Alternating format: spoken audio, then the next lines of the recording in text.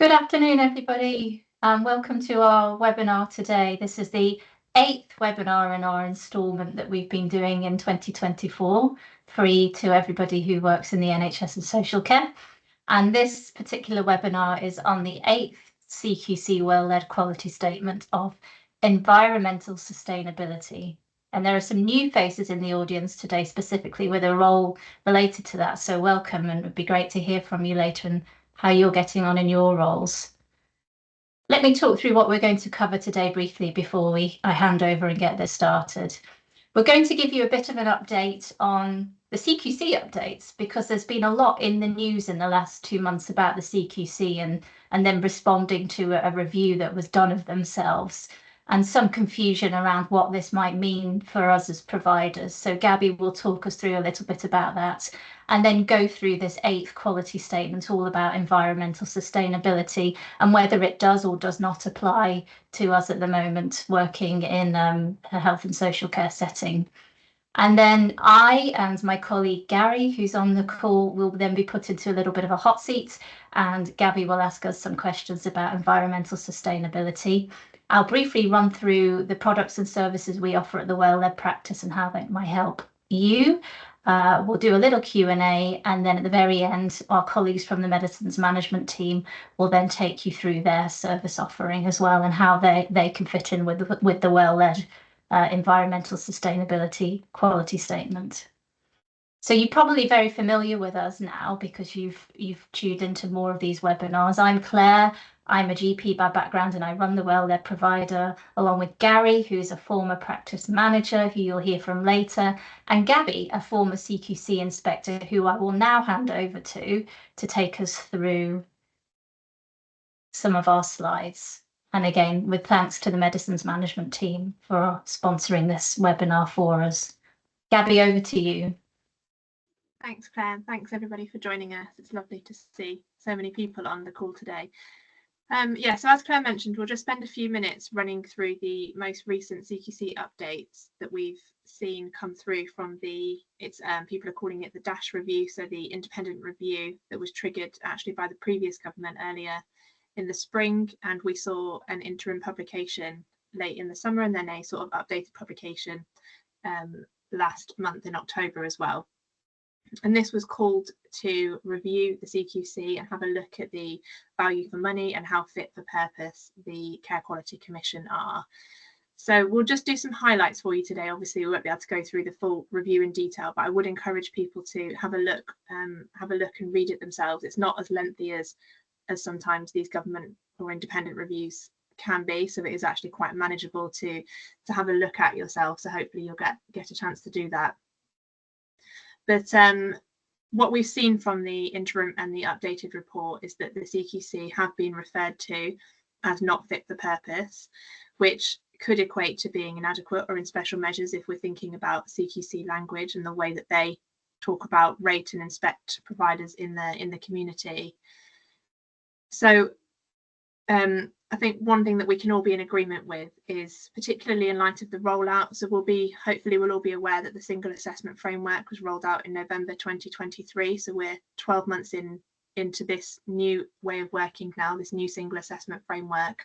And there have been some difficulties that we've all experienced in various capacities, whether that be accessing the portal, looking to do independent registrations, submitting notifications, or potentially liaising with an inspector or having a inspection of some sort, whether that be a focused or a comprehensive. So we have all experienced difficulties, and in a way it's positive that has been acknowledged in this independent review, so that we as providers, as people working across health and social care, don't feel that it's a them and us sort of thing. It's positive that it's been recognised that there have been difficulties. So some of the things that we know from the report that will be staying or changing, and some of the feedback includes the 5 key questions and the single assessment framework will remain. So there's no view to change the 5 key questions that you're all familiar with: the safe, effective, caring, responsive and well-led. And the single assessment framework as a concept, so they're looking at the 34 quality statements and looking at the scoring approach under those statements to create a rating for you. They aren't due to change, but they will need to be amended and revised to ensure that they're fit for purpose for the whole sector. Another thing that they're talking about is reappointing chief inspectors. So you may be familiar that in the past there were 3 chief inspectors across the 3 different directorates, so adult social care, primary care and healthcare, and there were the sector-based directorates that existed. So there is a sort of a recommendation and a recognition that that worked well, and there's a hope that the senior management team will bring that back. So I mean, we know from feedback that having this combined, having the directorates and having the senior managers across the 3 different directorates was always a very, very positive experience for people. It meant that you had experts who were inspecting your services. It meant that you had a relationship probably with the inspector, so you had somebody you could speak to and liaise with and communicate with. And so the loss of those relationships between the CQC and the providers has had an impact on the credibility of the CQC, and ultimately has resulted in potentially a lost opportunity to improve health and social care services, which is what we're all here for, really. Thinking about the portal, so this won't be a state secret, but the portal needs to be fixed. We've all had difficulties with that in various capacities. And just a really important reminder for anybody that's submitted a registration in the last sort of recently, that they did announce that the existing registrations on the portal will cease from the 18th of November, so yesterday. So hopefully you will receive that notification. And if you were submitting an application after the 18th of November, so from today onwards, please revert back to the Word format rather than trying to access the portal. And then if you've started an application on the portal, hopefully you submitted it by the end of yesterday so that your application could be processed.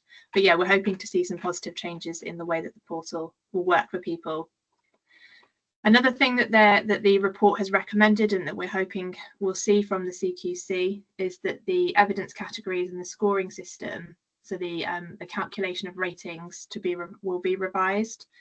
For many, what they found that the scoring system at evidence category level didn't make sense. So I won't go into it too much detail, hopefully because everybody's familiar, but we did have 6 evidence categories that existed under the 34 quality statements. And that became quite complicated to understand how scores were aggregated and how they were totaled up to result in a rating, particularly when the CQC were looking at only certain quality statements and then merging those with historic ratings under key questions. So they have sort of said that there's a commitment now to score at quality statement level only, rather than with the evidence categories, and rather than creating an average or amalgamating this with old scores to come up with a new score. So hopefully that will become clearer for people as the CQC move forward. They've told us that they're going to process registrations much quicker, and also that we should be seeing speedier inspections. So for those who have been waiting, we know that some have been waiting on average 5 years plus to have their inspections completed, and particularly those who have a poor rating or might be sat with a requires improvement rating and have all of their evidence and processes ready to show to the CQC. We are being promised, and we're hoping that those inspections will happen a lot quicker. Interestingly, from the DASH report, the data provided by the CQC suggested that the oldest rating for a social care organisation was from October 2015, so we're looking at 9 years between a rating, and the oldest rating for an NHS hospital was June 2014, so 10 years since they've had an updated rating. And the data showed that the average age of current provider ratings is 3.7 years. So it does vary between service types, but on average, we're looking at sort of 3.5 years between re-inspections and re-ratings. So we do need to see that sped up.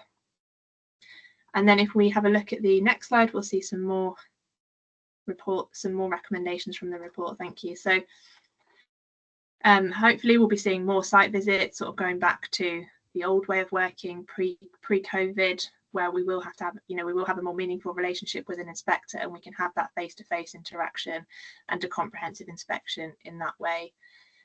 They will be looking, and actually some of you may have been emailed the production of a provider handbook that talks about the evidence required under each of the 4 ratings, aligned with the quality statements. What's very interesting, if anyone has received that, is actually that the environmental sustainability key question or quality statement, so it was missing from there.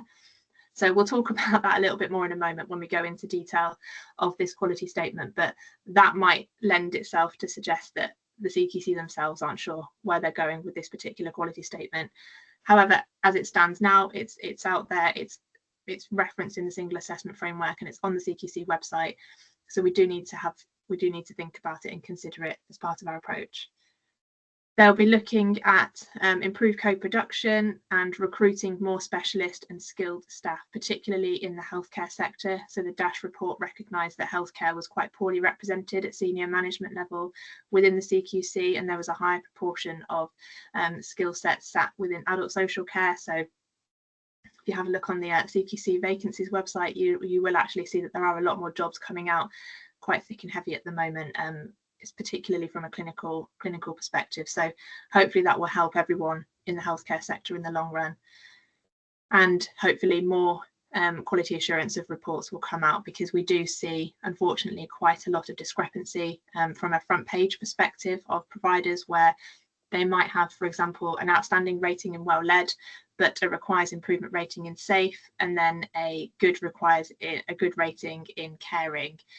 Now, anybody should hopefully recognise that if you're poor in one area, it's unlikely that you can be outstanding in another, and often that's because the CQC have only inspected one quality statement this time and then pulled previous data or previous scores from a very, very historic rating. So we're hoping that the quality assurance of reports will improve, so that the front page for members of the public and other professionals who are looking to access health and social care will have a really clear and up-to-date picture of how a service is running.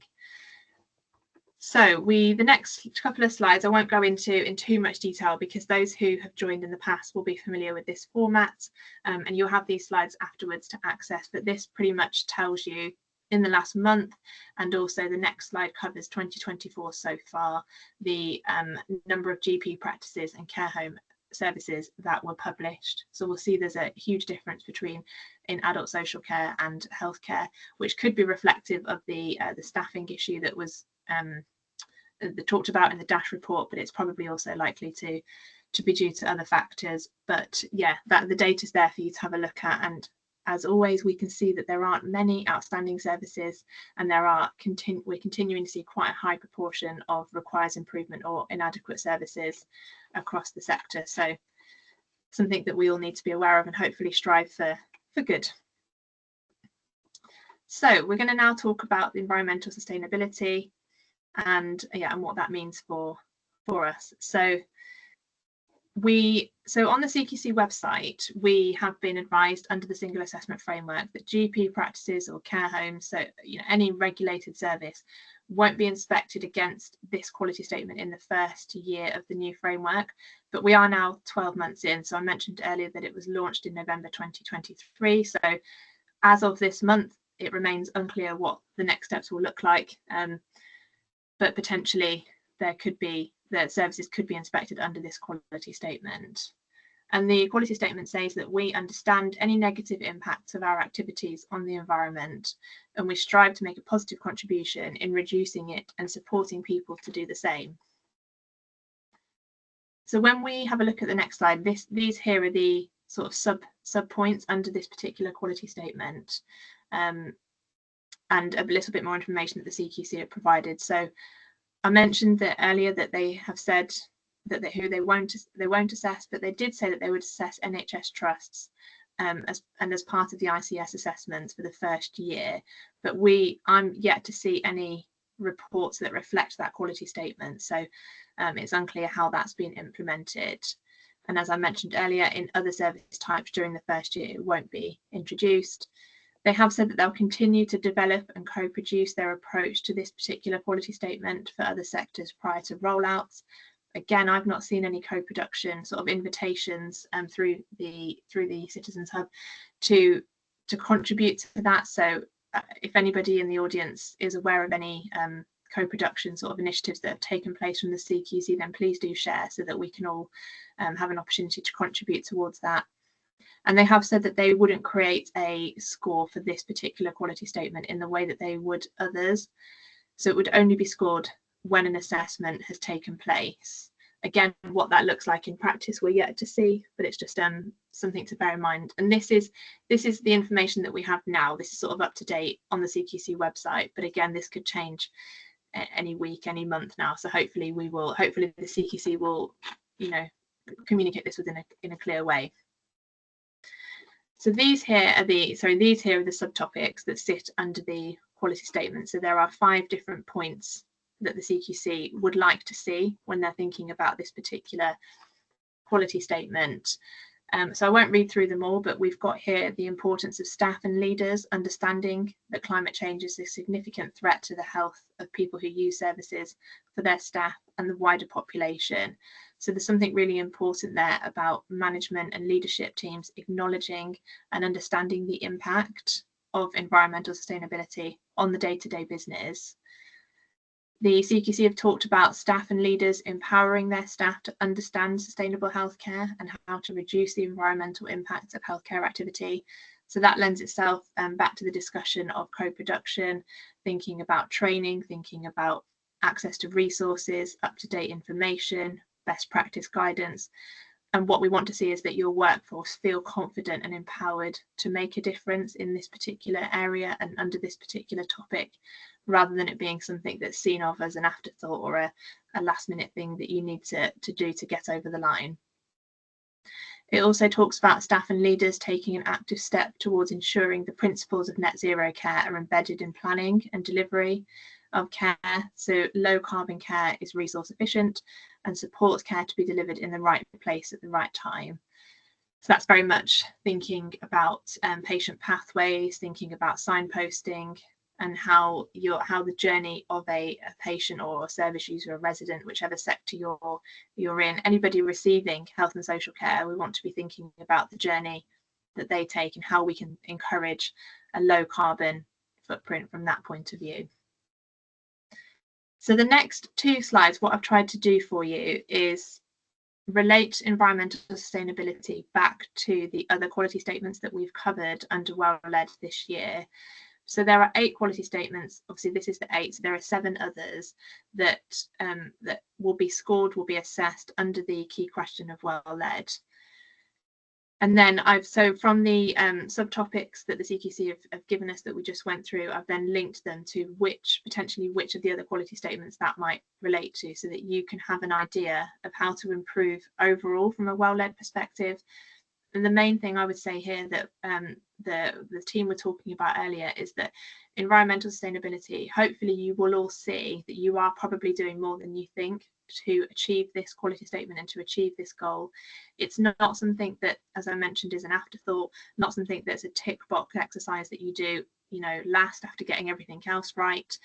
If you're able to find a way to weave it into all of your other areas that you're doing well or that you're working to improve upon, hopefully you will find that actually environmental sustainability does sit at the heart of the service that you're running, rather than it being sort of a separate concept.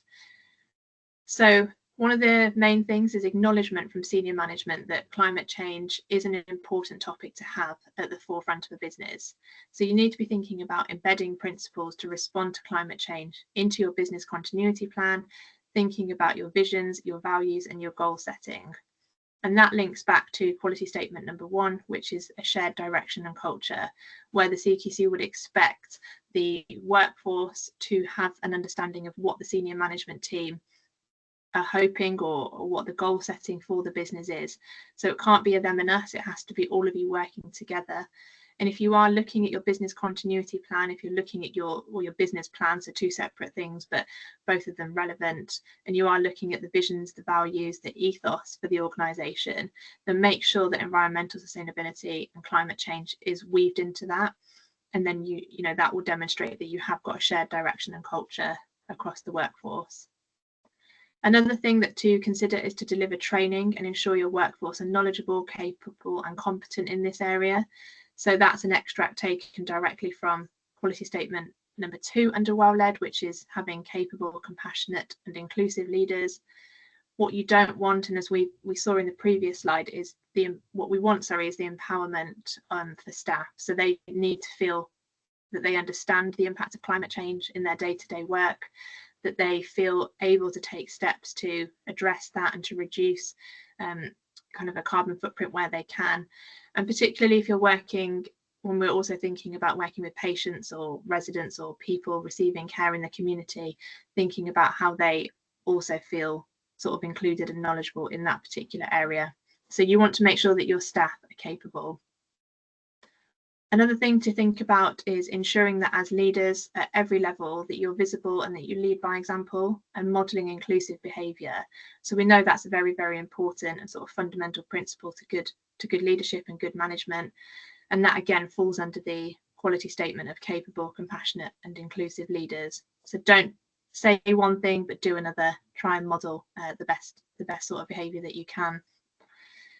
Another concept, and we know that there are a couple of people on this call today who are environmental leads, so it'd be interesting, as Claire mentioned, to hear from them earlier, but it could be to nominate and support the development and the ideas from a lead, and to ensure that staff feel empowered and are confident that any concerns or ideas that they have result in positive change to shape the service, with environmental sustainability as at the forefront of their suggestions.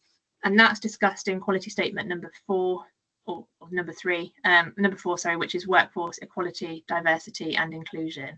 So thinking about if there are any people that are interested in developing in this area, not just, and we've spoken about this in the past, not just nominating them as a lead, but actually making sure that there is funding available, there is time available, and that they are given the resources that they need to develop in this area, and then provide them with really clear opportunities to hand this information over to the rest of the workforce and to encourage the wider team to be learning and developing in this area.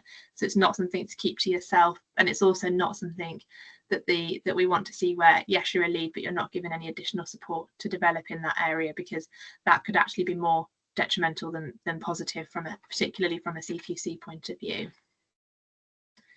So on the next slide, we've got some other ideas. So to make sure that you've got a robust and up-to-date policy in place that informs day-to-day practice. And that would be covered under your quality statement, governance, management and sustainability. You may also want to think about setting goals and having topics of the month. So under environmental sustainability, you could select some key areas that you want to work on, and they may be discussed at your monthly, quarterly, annual agendas, business planning, away days, whatever it is, whatever the format is that you as a team meet. I would encourage you to make sure that this topic is discussed, and as well as it being discussed, make sure that it's well documented. Any actions that are set, people are held accountable, and that you're then auditing the actions taken.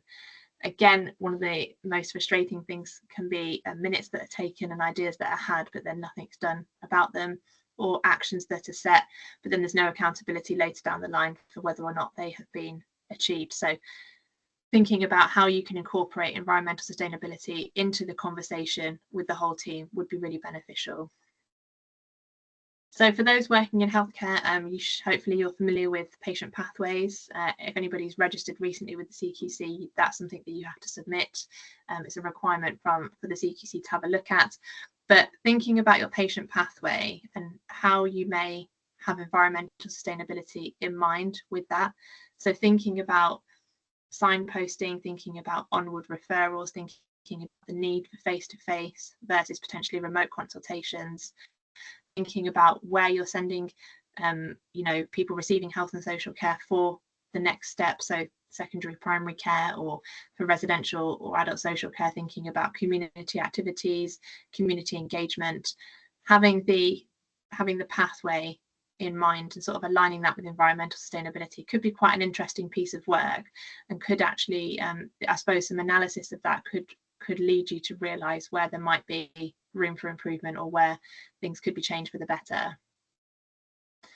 Another thing that would be really beneficial is to create some sort of pledge or commitment for public facing, to be public facing. So whether that be with your residents, if you're working in a residential setting, if you're working in domiciliary care, it's easily done as well through co-production. And if you're working in healthcare, probably PPGs would be the best place to start, but co-producing some sort of pledge and commitment with people would be really beneficial, and you know, then holding yourself accountable to that will support you on your journey.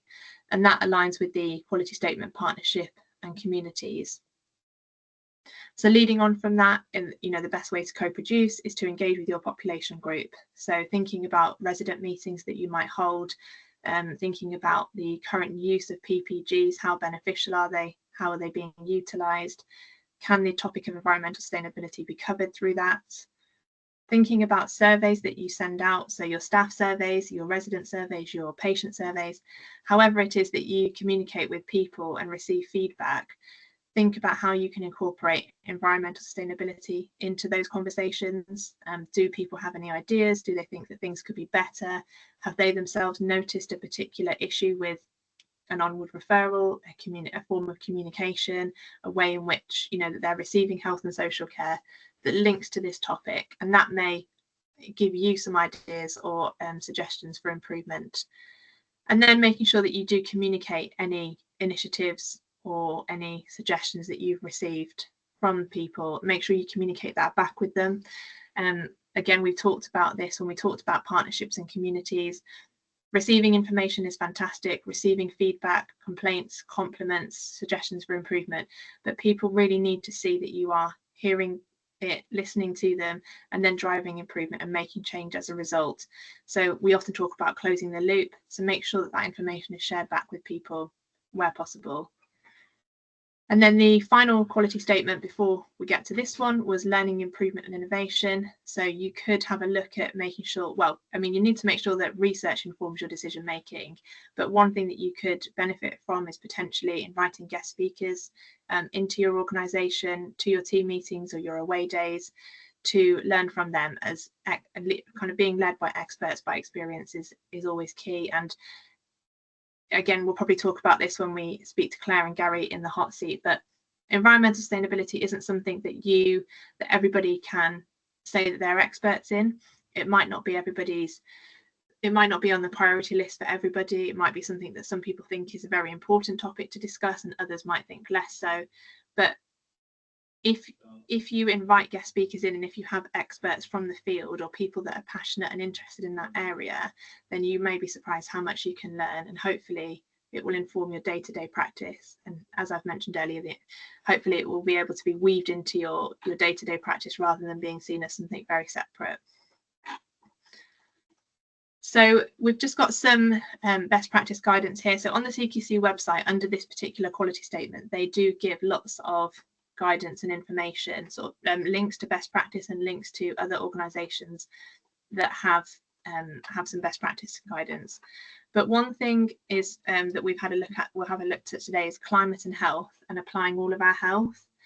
So this is a research paper that talks about clinical care, and it says clinical care is responsible for the high emitting consumption of pharmaceuticals, equipment and consumables. And while clinical decisions determine how patients move through the system, for example, whether they're admitted to hospital or how often they need to make a journey to an outpatient clinic. So under this particular guidance, if we move on to the next slide, thank you.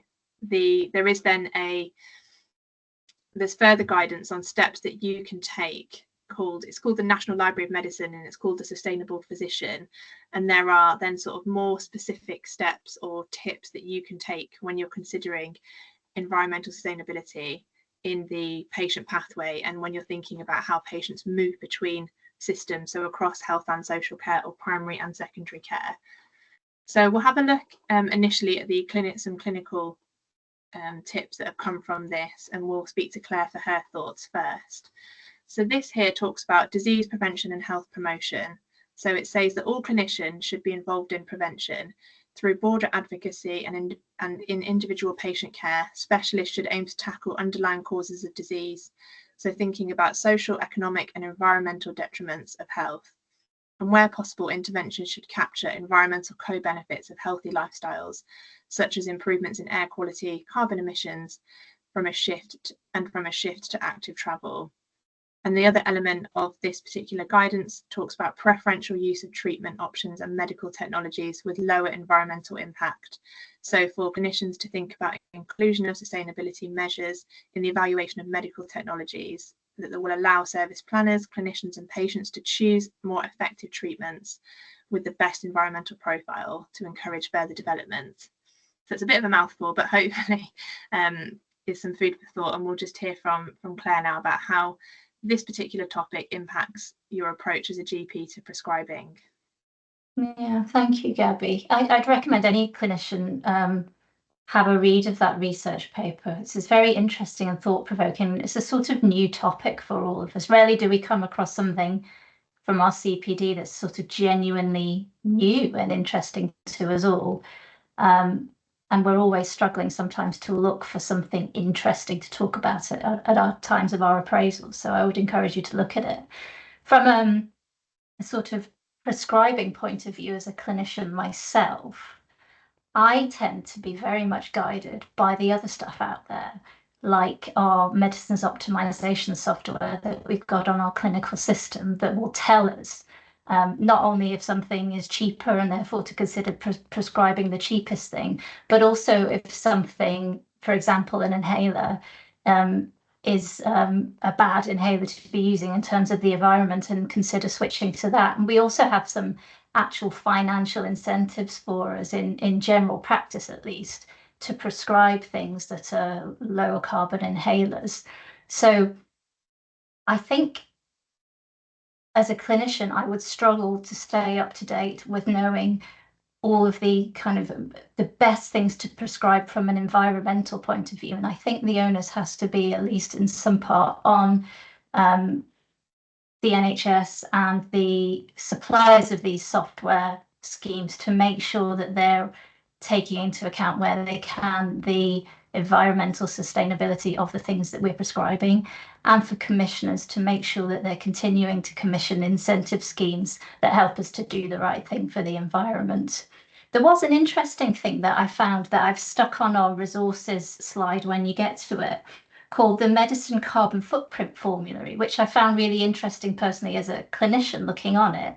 I had to register with my NHS email address, and then it let me in, and basically I could put in any drug and have a look at whether it thought it was high, low or medium in terms of its carbon footprint, and it was quite interesting to see. So I put in some antidepressants because they're common things that we're prescribing a lot in general practice.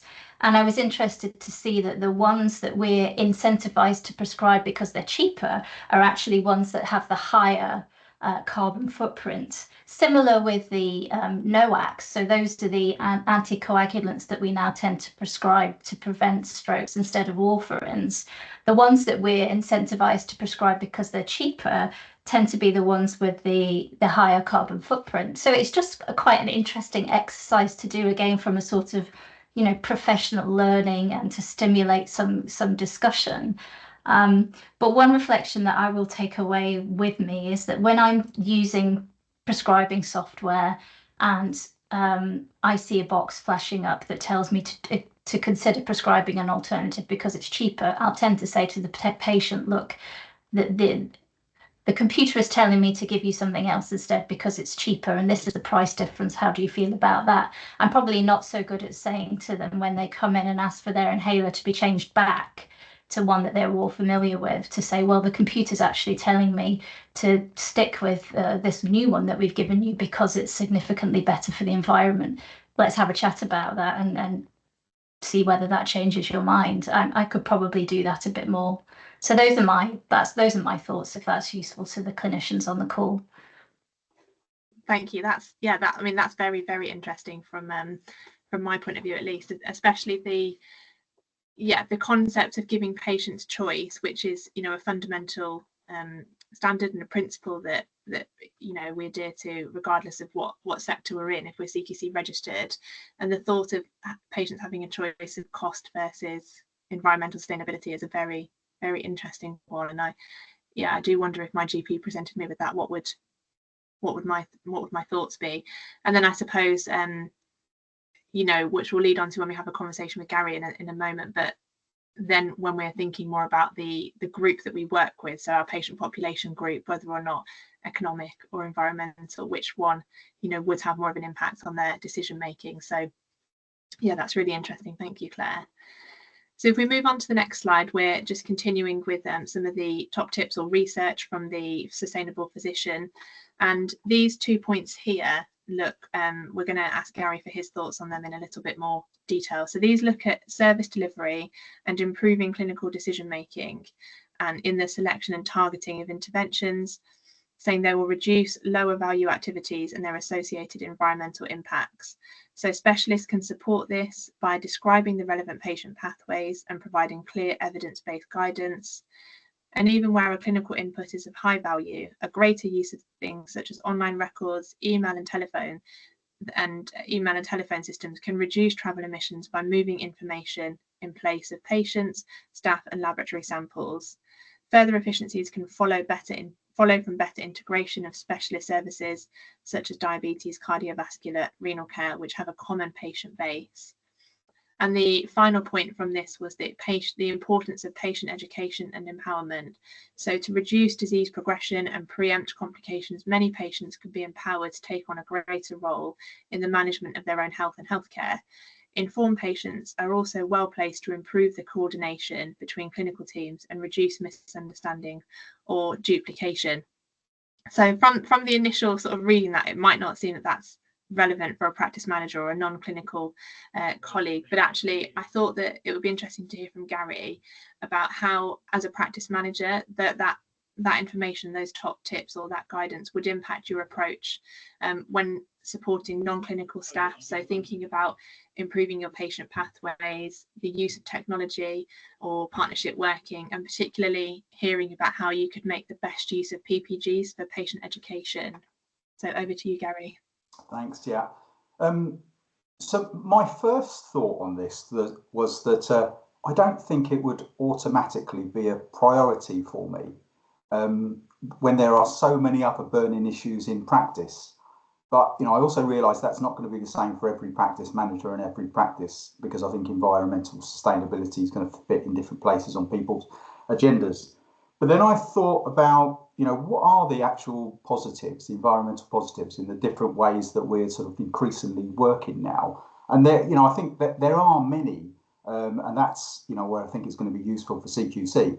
So the whole digital transformation agenda, we're being pushed more and more to that, and, you know, the modern general practice that sort of we're building, and all of that is reducing travel emissions. And I'm doing some work on capacity and access reporting for a federation at the moment. And, you know, this is now making me thinking, okay, I'm going to start building in some measures on that if I can. Remote working, more and more we're doing that, you know, and again, that's going to, it's more and more it's possible, and that's going to help as well. I think of also the making every contact count, you know, getting people in, patients in once rather than 3 times. And I know when I was in practice, we weren't always very good at that. You know, we'd get long-term condition patients in, you know, multiple times. Just getting them in for a single appointment, even if it's a longer appointment. And I think working on your recall, so you're doing that, it's going to help on the environmental, but it's going to help on all your capacity and access, you know, pressures as well. So I think alongside that, you know, also asking what can we do? How can we do this without seeing the patient? You know, with all the digital tools we've got, and I'm sure everybody on the call is making use of, you know, online consults and AccuRx and everything, but just how can we use those more and more so we don't have to bring the patient in? I think looking towards how general practice is going to go, integrated neighbourhood teams, I think will play a big part in this, because they're going to encourage collaboration and also information sharing. So again, if we can, you know, those can be accelerated, and we're sharing information. We don't need to be seeing patients so many times. I think that's going to play a big part. And Claire, you mentioned as well about the medicines optimization.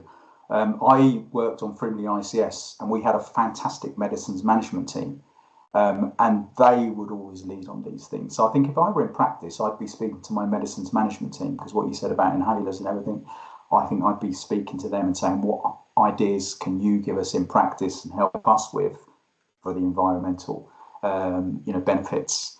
But I think sort of alongside that, if you're making improvements in this area, I'd be letting everybody know about it. Tell your patients, tell your staff, tell your colleagues, let the community know. And I'd be asking them for other ideas and support. I'm sort of struggling with what specifically patients might be able to do, but I'm a great believer in ask and you're probably going to get something really good back.